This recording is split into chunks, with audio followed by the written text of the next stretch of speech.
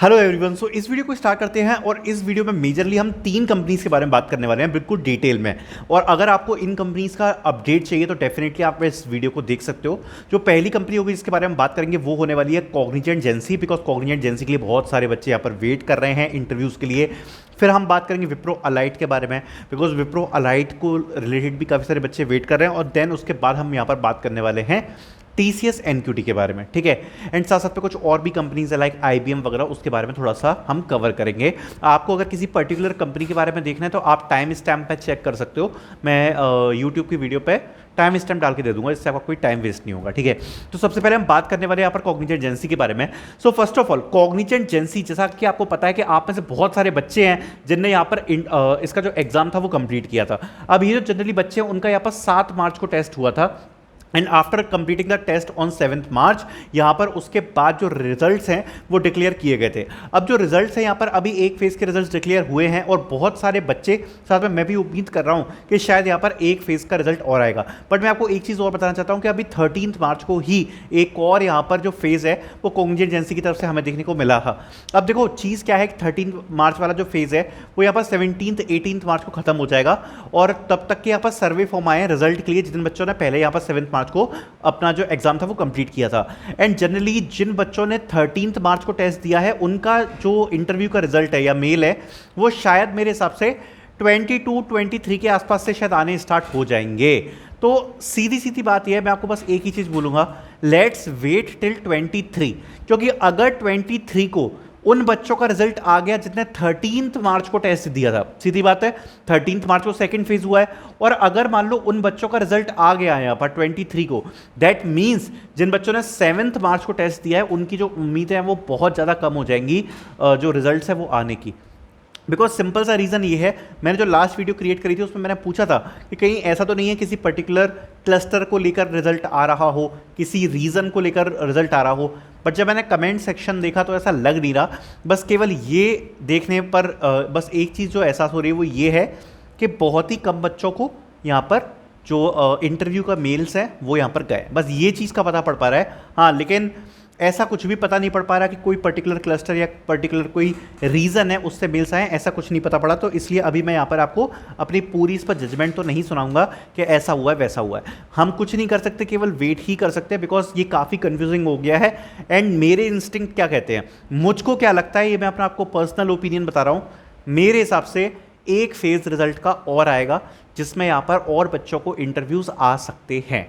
मेरे इंस्टिंक्ट तो यही बोल रहे हैं कि यहाँ पर और बच्चों को भी इंटरव्यूज़ आ सकते हैं। ये मेरा कहना है, कोई फैक्ट नहीं है इस बात में, बट बस जो मेरे इंस्टिंक्ट कह रहे हैं, जैसा मैं पहले देखते आया हूँ, ऐसा हो सकता है। बट हाँ, अगर ये भी बात है कि जैसे जैसे टाइम निकलता जाएगा वैसे वैसे उम्मीदें कम होती जाएंगी। बिकॉज कॉग्निजेंट की क्या आदत होती है, जनरली एक साथ मेल्स रिलीज़ करती है। ऐसा नहीं होता कॉग्निजेंट में कि ज़्यादा फेजेस हो रहे हैं। अगर आप देखोगे ना तो जनरली जो एग्जाम भी होते हैं वो भी जनरली 1 से 2 फेजेस में, 3 फेजेस में आपके जो एग्जाम होते हैं वो कंप्लीट हो जाते हैं। इसलिए बहुत ज़्यादा फेजेस एक्सपेक्ट मत करना। मैक्सिमम एक फेज़ यहाँ पर रिजल्ट का और आएगा, अगर आएगा तो 7 मार्च वाले बच्चों का। बाकी हम वेट करेंगे, ठीक है, कि देखते हैं क्या होता है। एंड अगर आपको मेल आ गया तो you can definitely let me know in the comment section. आगे बढ़ते हुए हम बात करने वाले हैं यहाँ पर विप्रो एलाइट के बारे में। अब विप्रो एलाइट का क्या सीन चल रहा है, तो देखो विप्रो एलाइट के जो इंटरव्यूज़ है वो स्टार्ट हो चुके हैं, बट ये कॉग्निजेंट के टोटली अपोजिट है।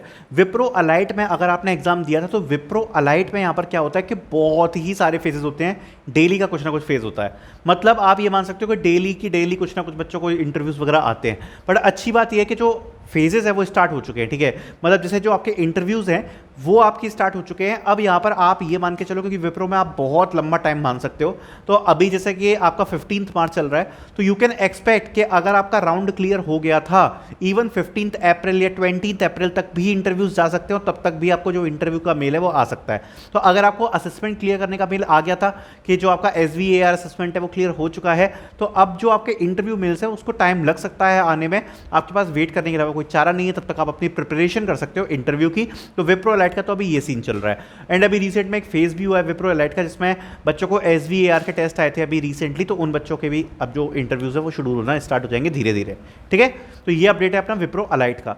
अब इसके बाद हम बात करते हैं टीसीएस के बारे में। तो टीसीएस में जिन बच्चों ने एग्जाम दे दिया है, टीसीएस एनक्यूटी का जिन लोगों ने एग्जाम दिया था जो कल हुआ है 15 मार्च को, अब वो पूछ रहे हैं कि भैया इसका रिजल्ट वगैरह का क्या सीन रहता है। तो देखो होगा क्या कि टीसीएस एनक्यूटी में सबसे पहले तो सारे के सारे जो फेजेस होते हैं वो लगभग ये इनिशियल जो फेजेस होते हैं वो कंप्लीट होते हैं पहले, ठीक है। तो आप ये मान के चलो कि लगभग 30 मार्च या फिर आप बोल सकते हो बाय 25 और 26 मार्च आप ये मान सकते हो कि जो टीसीएस के फेजेस हैं वो लगभग एंड हो जाएंगे, ठीक है। तो आप मोटा मोटा आप मार्च मान लो कि चलो मार्च में हमने ये मान के चल दिया कि टीसीएस के जो मेजर फेजेस हैं वो कंप्लीट हो गए। तो उसके बाद आप देखो, जो मैं पिछली बार के हिसाब से बताऊं तो पिछली बार तो ऐसा हुआ था कि it can take around 20 to 25 days, ठीक है, इतना टाइम लग सकता है, या 15 भी बोल सकते हो आप, 15 to 20 डेज आप मान के चलो मिनिमम।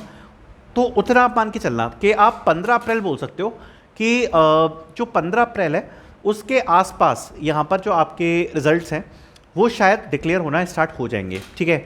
एंड जो टीसीएस के रिजल्ट्स हैं वो बहुत ज़्यादा फेजेस में आते हैं। तो मतलब हो सकता है पहले थोड़े बच्चों को इंटरव्यू आ गया, फिर और बच्चों को इंटरव्यू आ गया, फिर और बच्चों को इंटरव्यू आ गया, तो ऐसे करके सीन चलता है, एक साथ नहीं आएंगे रिजल्ट। और टीसीएस के जो रिजल्ट्स हैं बहुत ज़्यादा आपके रीजन पे, प्रोफाइल पे, और आपकी लोकेशन क्या है उस पर डिपेंड करते हैं, प्रोफाइल क्या है उस पर डिपेंड करते हैं। जैसे सबसे पहले अगर मैं बात करूं तो जनरली कोलकाता रीजन के जो रिजल्ट्स हैं वो जल्दी आते हैं। कोलकाता रीजन के रिजल्ट्स हो गए, और आपके मुंबई के रिजल्ट्स हो गए, पुणे के रिजल्ट्स हो गए, ये रिजल्ट्स थोड़े से जल्दी आते हैं जनरली। नॉर्थ साइड में जो जैसे दिल्ली वगैरह है यहाँ के रिजल्ट्स लेट आते हैं। तो टोटली बेस्ड अपॉन आप रीज़न बोल सकते हो, रीज़न के बेस पर यहाँ पर आपको रिजल्ट्स वगैरह देखने को मिलेंगे धीरे धीरे, ठीक है। तो ये यहाँ पर टीसीएस का सीन रहेगा। और बाकी जिन बच्चों को एडमिट कार्ड वगैरह रिसीव नहीं हुए हैं, जस्ट वेट, अभी मार्च में आप ये मान के चलो, अभी मार्च में मेजरली आपके 25-26 तक यहाँ पर एग्जाम्स वगैरह चलेंगे। तो एडमिट कार्ड जिन बच्चों के नहीं आए हैं बहुत ही जल्द रिसीव हो जाएंगे फॉर द सेकंड फेज, जो टीसीएस एनक्यूटी का बहुत ही जल्द स्टार्ट हो जाएगा। So you can wait for that, okay. Then आगे बढ़ते हुए बात करते हैं हमारी नेक्स्ट कंपनी के बारे में, विच इज़ आईबीएम।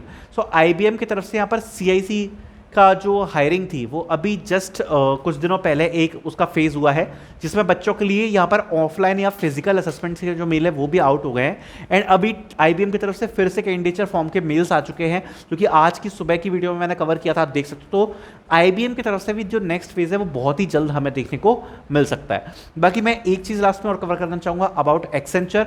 एक्सेंचर की हायरिंग्स अभी तक स्टार्ट नहीं हुई है, बहुत बड़े फ्रीज मोड में चला गया है। और अगर ऐसा होता है तो 2025 बैच के लिए बहुत बुरी खबर होगी कि एक्सेंचर, जिसमें थोड़ी सी एक उम्मीद लगी रहती है कि ठीक ठाक हायरिंग्स हो जाती हैं, तो एक्सेंचर की हायरिंग्स हमें नहीं देखने को मिल रही है, अभी तक नहीं चालू हुई। और अगर मान लो चालू होती भी है तो कम नंबर्स पे तो डेफिनेटली इस बार होने वाली है, नंबर जरूर डाउन होगा, बिकॉज पिछले ईयर भी थोड़ा सा ड्रॉप हुआ था और अभी तक होल्ड पे है, बच्चों को अभी ज्वाइनिंग भी देनी है, तो अभी बहुत ज़्यादा हाई चांसेस हैं कि एक्सेंचर की तरफ से हायरिंग ड्रॉप होगी।